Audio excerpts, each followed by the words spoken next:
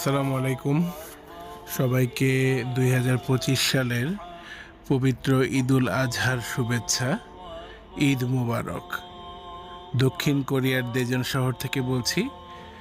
সকাল 7:40 চলে আসলাম ঈদের নামাজের জন্য। আমাদের চুংনাম ন্যাশনাল ইউনিভার্সিটির পাশে যে ফুটসাল পার্ক আছে, অর্থাৎ যেখানে ফুটবল খেলার ব্যবস্থা করা হয়েছে, এখানেই পুরুষ এবং নারীদের জন্য পৃথক পৃথক ঈদের জামাতের ব্যবস্থা করা হয়েছে পৃথক পৃথক জায়গায়। তো সেখানে বসে শুরুতে পবিত্র ঈদুল আজহার তাকবীর পড়া হচ্ছিল, সেগুলো সবাই একত্রে পড়ছিল।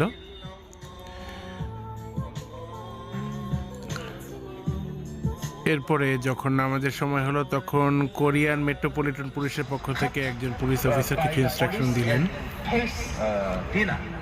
And sometimes he causes an accident without insurance and suffers a lot of difficulties.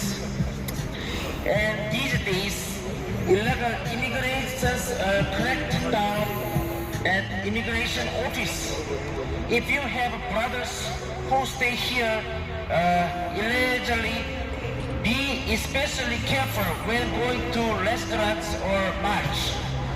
The plane does not go directly to the construction site and crack down. Please be careful and brothers, please no without no driver. বক্তব্য শেষে এরপর আমাদের যিনি ইমাম ছিলেন তিনি কুরবানির ঈদের কিছু গুরুত্ব ব্যাখ্যা করলেন এবং এরপর আমরা নামাজ পড়লাম। নামাজের পরে তিনি ঈদের মহিমা সম্পর্কে আলোচনা করলেন। In Islam, the word Qurbani comes from the Qurb, meaning closeness. The real purpose is not just meat or the blood.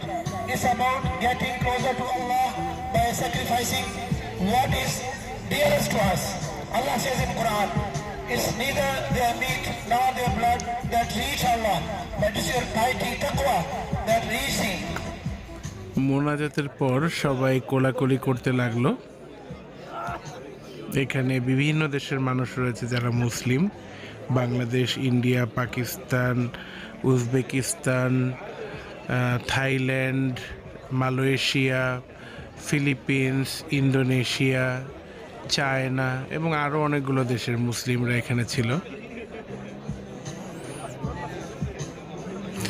এবং এই কোলাকুলি শেষে বের হওয়ার সময় প্রত্যেককেই মসজিদের তরফ থেকে, যেটা দেজনে অবস্থিত আইসিডি অর্থাৎ ইসলামিক সেন্টার অফ দেজন, তাদের সৌজন্যে এখানে সবাইকে ঈদের দিনে কিছু নাস্তা দেওয়া হচ্ছিল: কেক, জুস এবং পানি, এবং শিশুদের জন্য ছিল খেলনার ব্যবস্থা।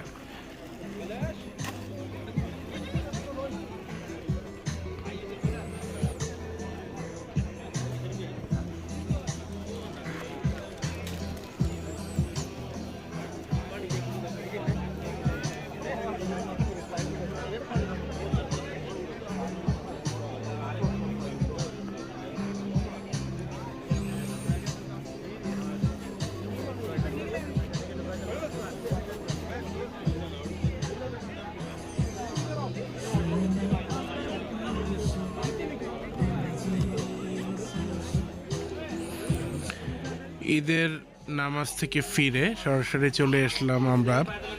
চলে এলাম আমাদের প্রিয় আয়ুব ভাইয়ের বাসায়, এবং সেখানে আমাদের সবার জন্য সকালের খাবারের ব্যবস্থা করা হয়েছিল। প্রথমে, যদিও আমরা এখানে ভিডিওতে দেখা যাচ্ছে না, আমরা প্রথমে লাচ্ছা সেমাই এবং পায়েস খেয়েছি।